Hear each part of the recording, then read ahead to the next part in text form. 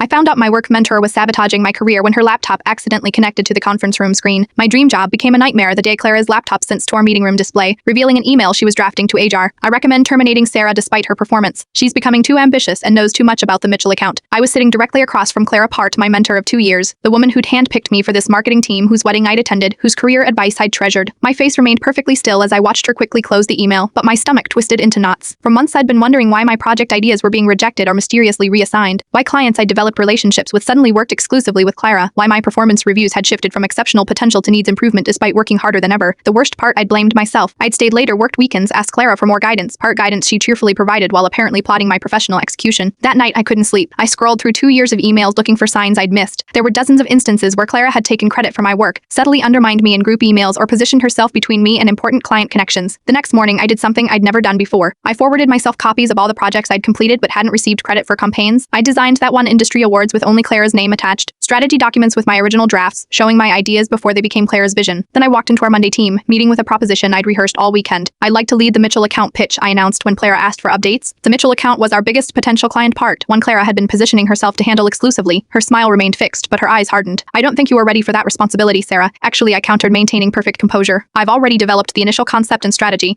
I distributed printed presentations to everyone in the room since I originated the research on their market position last quarter. Clara's face flushed. That research was preliminary. I've been developing the actual strategy. That's interesting, I said, opening my laptop, because according to the document properties, the strategy draft was created by me 3 months ago before being copied into a new file. The room grew uncomfortably quiet. Our creative director flipped through my presentation, eyebrows raised. This is excellent work, Sarah. Why haven't we seen this before? Clara jumped in. I've been mentoring Sarah on it. It wasn't ready for. I sent it to you 10 weeks ago, I interrupted, opening my sent emails on the conference screen, along with 6 follow-up emails you never responded to. What followed was the most awkward 45 minutes of my professional life. Clara alternately tried to take credit for guiding my work while also insisting it wasn't ready for presentation. The creative director looked increasingly uncomfortable as the contradiction became impossible to ignore. 2 days later, I was called to AR Joe. My heart pounded as I walked in, certain I was about to be fired for challenging my superior. Instead, I found the creative director in our pre-em waiting. "We've reviewed your portfolio and the Mitchell materials," the cream I said. "We'd like you to lead the pitch team." When I returned to my desk, Clara's office was being packed up. She'd been reassigned to our satellite office per a well-known corporate exile location. As I settled into my new role, I found a small gift box on my desk with a note from the creative director. "Your work speaks for itself. Never let anyone silence it again. Women are often taught to doubt ourselves when we should be doubting those who benefit from our self-doubt. Sometimes the mentor you need is your own voice."